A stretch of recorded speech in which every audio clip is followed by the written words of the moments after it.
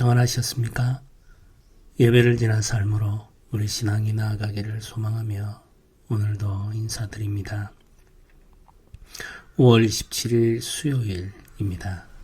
오늘도 비가 내리고 있습니다.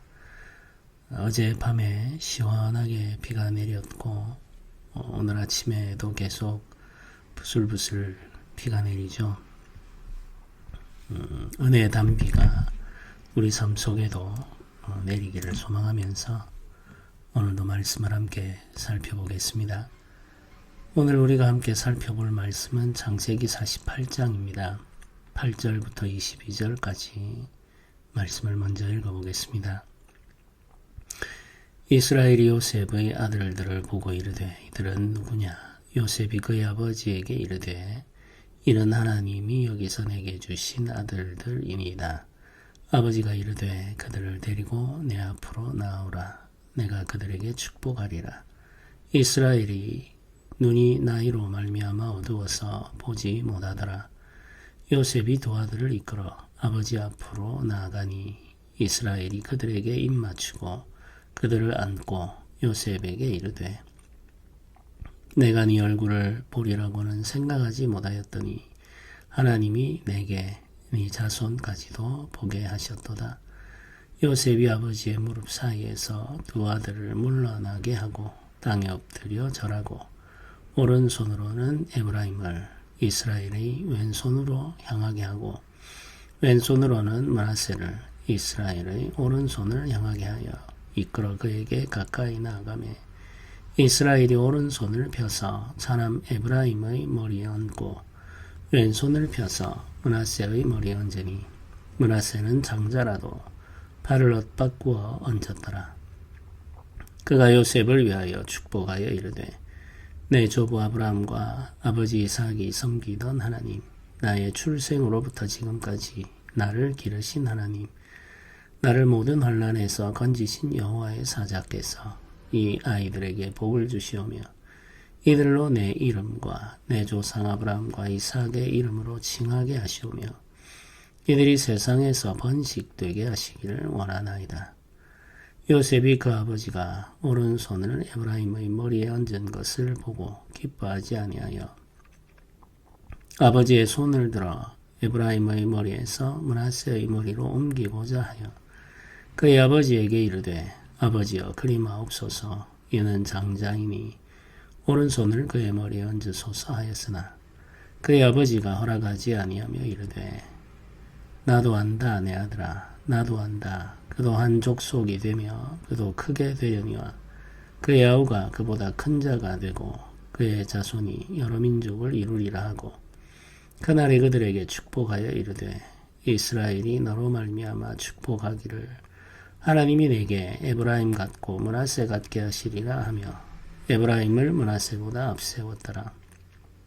이스라엘이 요셉에게 또 이르되 나는 추구나 하나님이 너희와 함께 계시사 너희를 인도하여 너희 조상의 땅으로 돌아가게 하시려니와 내가 네게 내 형제보다 세겜 땅을 더 주었나니 이는 내가 내 칼과 활로 아모리 족속의 손에서 빼앗은 것이니라. 아멘.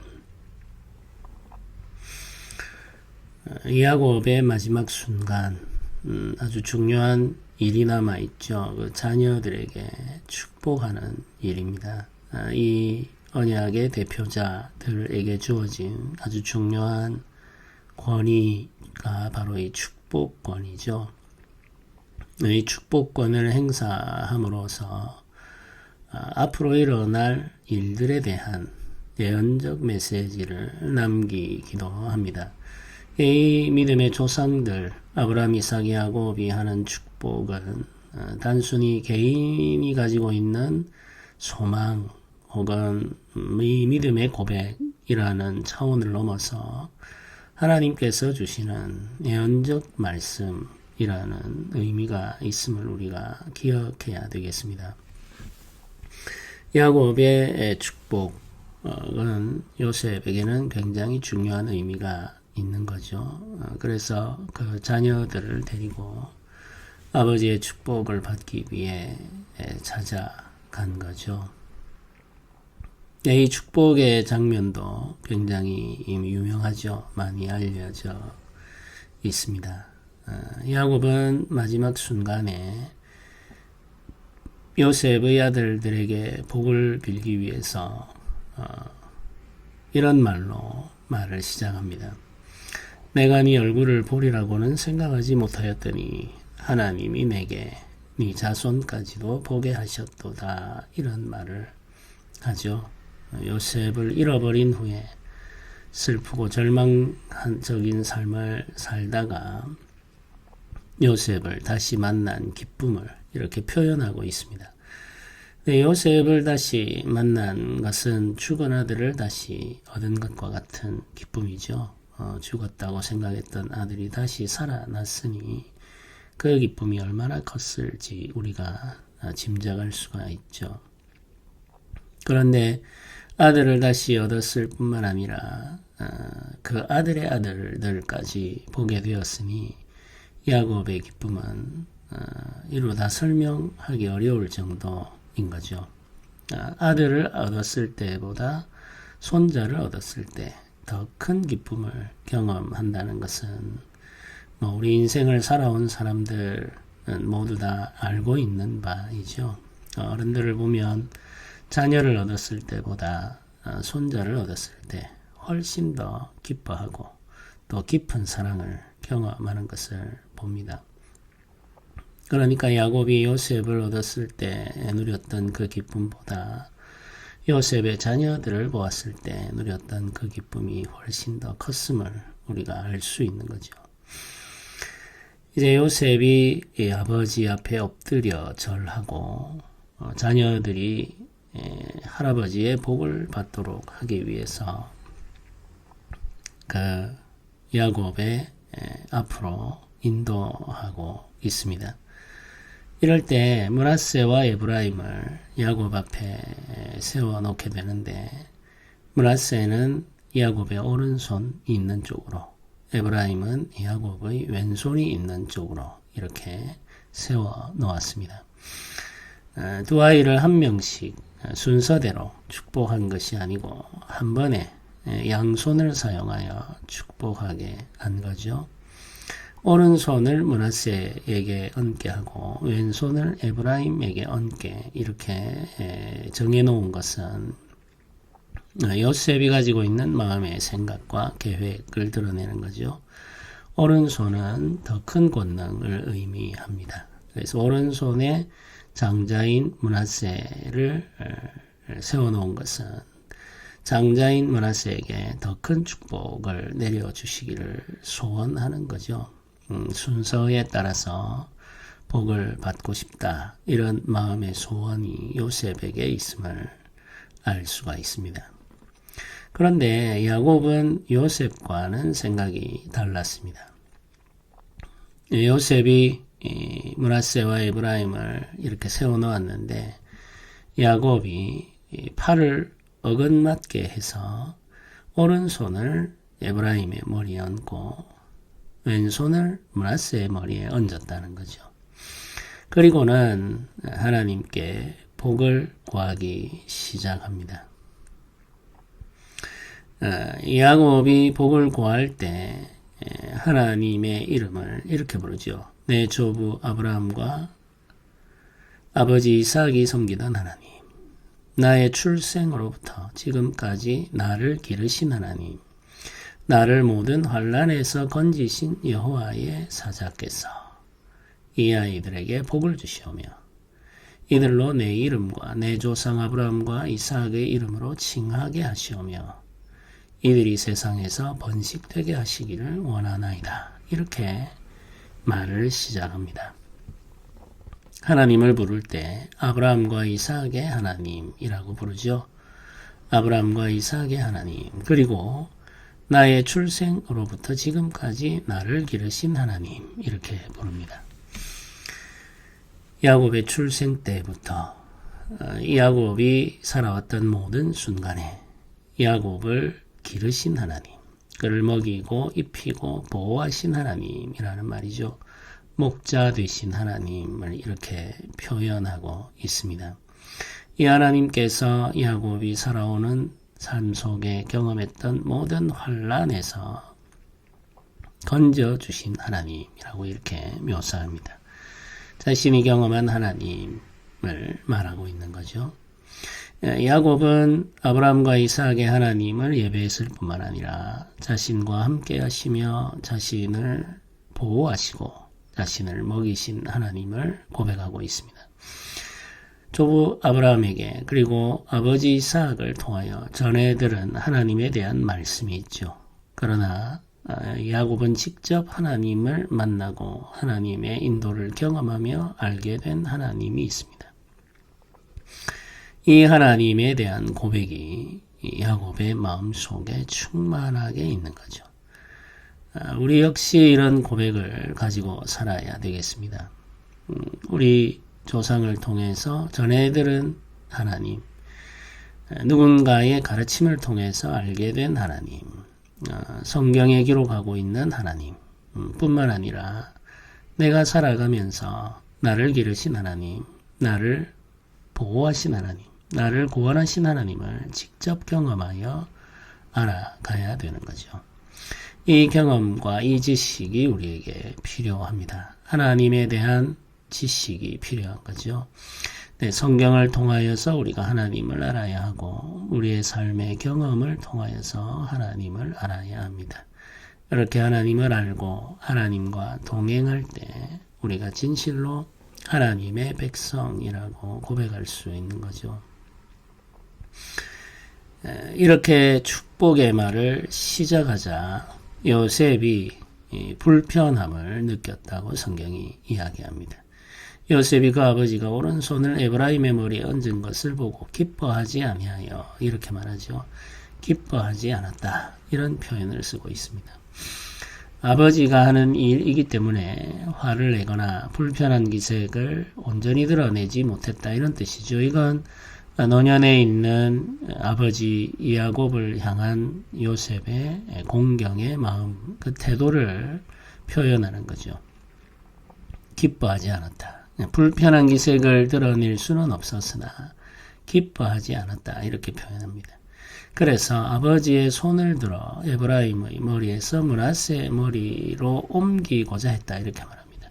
아버지의 오른손을 므낫세에게 옮겨놓고 아버지의 왼손은 에브라임에게로 옮겨 놓으려고 했다는 거죠. 자신의 계획대로 장자인 므낫세에게 오른손을 얹어 축복하기를 원했다는 뜻입니다. 요셉이 이와 같이 행동한 이유가 있겠죠. 야곱이 나이가 들었고 그 눈이 흐려져서 서물을 분별할 수가 없습니다. 그래서 아버지가 지금 에브라임과 므낫세의 순서를 착각한 것이 아닐까 이렇게 생각했을 수도 있습니다. 네, 이미 그 사실을 잘 알고 있기 때문에 이 요셉이 에브라임과 므낫세를 아버지의 오른손과 왼손에 이렇게 딱 세워 놓지 않았습니까? 그럼에도 불구하고 야곱이 오른손과 왼손을 어긋맞게 해서 에브라임에게 오른손을 얹어 축복하는 거죠. 이건 매우 의도적인 일이라는 사실을 요셉도 금방 눈치챈 거죠. 그래서 다시 오른손을 므낫세의 머리로 옮겨 놓으려고 한 것은 요셉이 장자에게는 장자의 축복을 그리고 그 다음 아들에게는 그 다음 축복을 내려주어야 한다고 확신하고 있었다는 뜻입니다. 요셉이 이와 같은 생각을 하는 이유가 있겠죠. 요셉이 자라온 상황과 환경을 보면 우리가 충분히 짐작할 수가 있습니다. 야곱의 아들들은 12명이죠. 루벤이 장자이고 순서대로 시몬과 레위, 유다가 있습니다. 이렇게 많은 형들이 있죠. 12명 중에 요셉은 11째입니다. 뒤로는 동생이 한 명 있는 거죠. 그럼에도 불구하고 야곱은 요셉에게 장자권을 부여했습니다. 어릴 때부터 채색 옷을 지어 입혔다. 이렇게 말을 할 때 그 채색 옷은 좋은 옷이라는 의미와 함께 장자의 권위를 가지고 있는 자가 입는 상징적인 옷을 의미합니다. 어린 동생이 장자권을 아버지께로부터 부여받았으니 형들의 마음이 불편할 수밖에 없었고 형제들 사이에 갈등이 생길 수밖에 없었죠. 요셉이 경험한 그 환난들은 모두 다 아버지의 편애로부터 비롯되었음을 요셉은 잘 알고 있었습니다. 그래서 자신의 자녀들에게는 그런 일이 일어나기를 원하지 않았던 거죠. 그래서 요셉은 할 수 있으면 에브라임과 므낫세를 공평하게 대하려고 했고 므낫세가 장자이기 때문에 므낫세에게 장자의 권위 그리고 장자로서의 합당한 태도와 대우를 요구했던 거죠. 그러나 야곱의 생각은 그렇지가 않았던 겁니다. 이제 야곱과 요셉의 생각이 엇갈리고 있는 거죠. 이제 이 요셉이 기뻐하지 아니하여 므낫세에게 야곱의 오른손을 얹도록 하면서 하는 말이 이렇습니다. 아버지여 그리마옵소서 이는 장자이니 오른손을 그의 머리에 얹으소서 이렇게 말합니다. 장자에게 장자의 복을 주시는 것이 옳습니다. 이런 뜻이죠. 그러자 야곱이 아들에게 하는 말이 이렇죠. 그의 아버지가 허락하지 아니하며 이르되 나도 안다 내 아들아 나도 안다. 그도 한 족속이 되며 그도 크게 되려니와 그의 아우가 그보다 큰 자가 되고 그의 자손이 여러 민족을 이루리라 하고 이렇게 말을 합니다. 요셉의 말을 허락하지 않았다 이런 뜻이죠. 그리고는 나도 안다 이렇게 말합니다. 나도 안다 나도 안다 두 번 반복해서 말하죠. 강조했다는 뜻이죠. 알고 있음을 강조했다는 뜻입니다. 지금 야곱의 시력은 나이 들어 흐리게 되었고 사물을 분별하기가 어렵습니다. 육체의 시력이 약해졌음을 말하죠. 그러나 야곱의 영적 분별력도 약해진 것은 아니었음을 야곱이 설명하고 있습니다. 나도 안다는 거죠. 누가 장자인지 내가 모르지 않는다. 알고 있다. 그러나 아우가 큰 자가 될 것이다. 이렇게 지금 선언을 하고 있습니다. 야곱은 육신의 눈은 어두워졌으나 영적 분별력은 어두워지지 않은 상태로 깨어 있으며 하나님의 은혜와 복이 어디로 흘러가고 있는지 보고 있다는 뜻이죠. 그래서 에브라임에게 오른손을 얹어 복을 빌고 있음을 설명해 주고 있는 거죠. 이것은 하나님께로 말미암은 일이다. 이런 의미입니다. 에서와 야곱은 쌍둥이였죠. 에서가 먼저 태어나 장자가 되었습니다. 출생의 순서로 따지면 에서가 장자권을 가져야 되죠. 그러나 하나님의 선택은 둘째인 야곱에게 있었습니다. 외적인 모습을 보아도 에서는 사냥꾼, 힘있는 자가 되었습니다. 이 고대 사회에서 장자 혹은 한민족의 대표자가 되기에 적합한 자가 누구냐라고 하면 사실은 에서를 선택하는 것이 맞죠. 그런데 하나님은 야곱을 선택하셨습니다. 야곱과 함께 하시고 야곱에게 복을 주셔서 그를 이스라엘의 조상으로 삼으셨죠. 이스마엘과 이삭도 마찬가지입니다. 아브라함이 낳은 첫 번째 아들은 이스마엘이지 이삭이 아닙니다. 그런데 하나님의 뜻은 이스마엘과 함께 한 것이 아니고 이삭과 함께 하였습니다. 놀라운 일이죠. 이런 일들이 하나님 나라에서는 종종 일어난다는 사실을 우리는 압니다. 사무엘이 이스라엘의 왕을 선택하여 기름 부을 때도 마찬가지죠. 이새의 집에 아들들이 있는데 그 첫째 아들을 보고 사무엘은 그가 왕이 될 사람이라고 생각했습니다. 네, 하나님의 마음은 그에게 있지 않았죠. 그 자리에도 없는 어린 아들 다윗을 하나님은 보고 계셨습니다. 놀라운 일이죠. 많은 형제들이 있는데 그 형제들 가운데 하나 어린 아이 그 아이를 주목하여 보시는 하나님. 하나님의 계획과 뜻은 이렇게 순서를 뒤집어 놓는 경우들이 많았습니다. 사람들이 생각하는 육신의 순서가 있죠. 외적인 조건들도 있습니다. 이런 것들을 우리는 중요하게 생각하지만 하나님은 전혀 다른 것을 바라보고 계시죠. 하나님 나라에서 중요한 것은 하나님의 선택과 하나님의 계획입니다. 모든 것을 결정하는 것은 하나님의 선택과 하나님의 계획이죠. 순서보다 더 중요한 것이 하나님의 선택과 하나님의 계획입니다. 에브라임과 므낫세 이들은 하나님의 선택과 계획에 의해서 이스라엘의 12지파 그 조상이 되죠. 그리고 므낫세보다 에브라임이 앞서게 됩니다. 이건 하나님의 계획으로 말미암아 이루어진 일임을 우리는 기억해야 되겠습니다. 야곱이 안다라고 말하고 기어코 에브라임을 앞세우자 요셉도 그것을 받아들이게 되죠. 내 일이 하나님께로 말미암았음을 요셉도 이제 깨닫게 되었다, 이런 뜻입니다.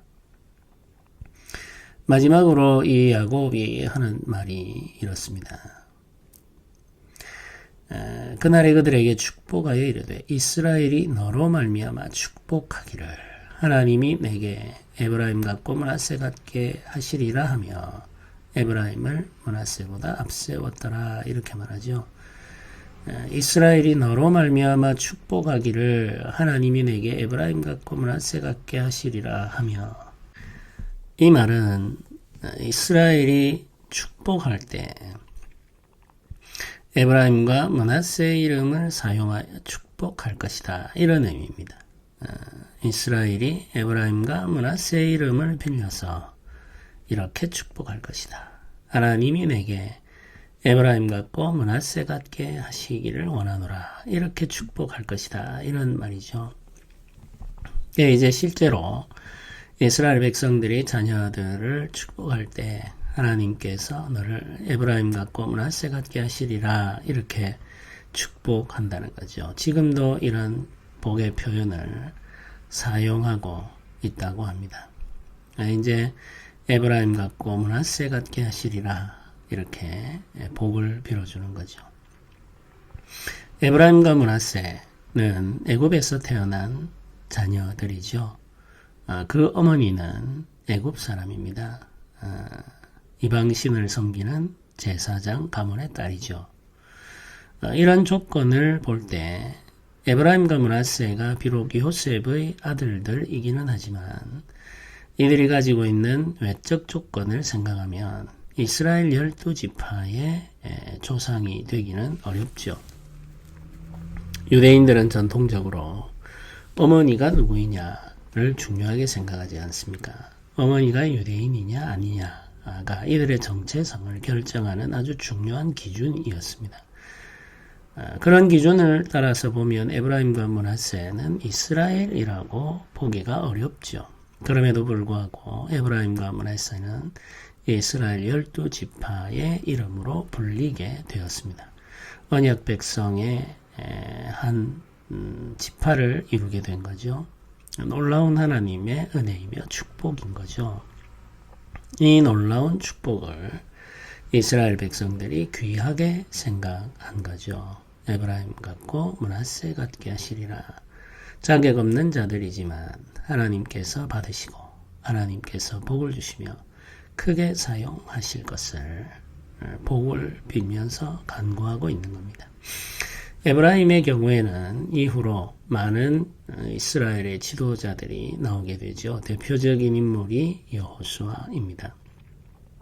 이스라엘 백성들이 가나안 땅을 되찾게 될 때, 차지하게 될 때, 그때 하나님의 부름을 받아 헌신했던 사람이 여호수아죠. 사사 시대에도 에브라임 지파는 아주 중요한 역할을 감당해야 하는 책임 있는 지파로서 존재하게 됩니다. 에브라임과 므낫세, 이들이 가지고 있는 영적 권위가 있었다는 뜻이죠. 이런 복을 우리 자녀들에게도 주시기를 소망하며 기도해야 되겠습니다. 마지막으로 남긴 이 야곱의 말이 이렇습니다. 이스라엘이 요셉에게 또 이르되 나는 주구나 하나님이 너희와 함께 계시사 너희를 인도하여 너희 조상의 땅으로 돌아가게 하시려니와 내가 네게 내 형제보다 세겜 땅을 더 주었으니 이는 내가 내 칼과 활로 아모리 족속의 손에서 빼앗은 것이다. 이런 표현을 하게 되죠. 나는 죽으나 이 말이 중요하죠. 믿음의 사람들도 결국에는 죽습니다. 그러나 하나님은 영원히 함께 계십니다. 그 하나님께서 요셉과 그 자녀들을 인도하셔서 하나님의 땅으로 돌아가게 하신다는 거죠. 약속을 이루시는 분은 여호와 하나님이심을 야곱이 이렇게 고백하고 있습니다. 사람은 오고 가죠. 그러나 하나님은 영원히 계십니다. 이 사실을 우리는 믿어야 되겠죠. 그래서 오직 여호와 하나님을 믿고 의지하며 주의 주시는 은혜를 구하며 오늘도 살아가시기를 주님의 이름으로 부탁드립니다. 같이 기도하겠습니다. 은혜로우신 하나님 아버지 감사합니다. 성도들의 가정에 복을 내리시고 성도들의 자녀들에게 은혜를 베푸시며 그들이 에브라임 같고 므낫세 같게 하시기를 소망합니다. 자격 없는 자들에게 은혜를 베푸시고 크신 하나님 나라를 소망하게 하시니 감사합니다. 오늘도 이 소망으로 주의 교회 모든 성도들의 가정을 충만하게 하옵소서. 감사드립니다. 예수님의 이름으로 기도드립니다. 아멘.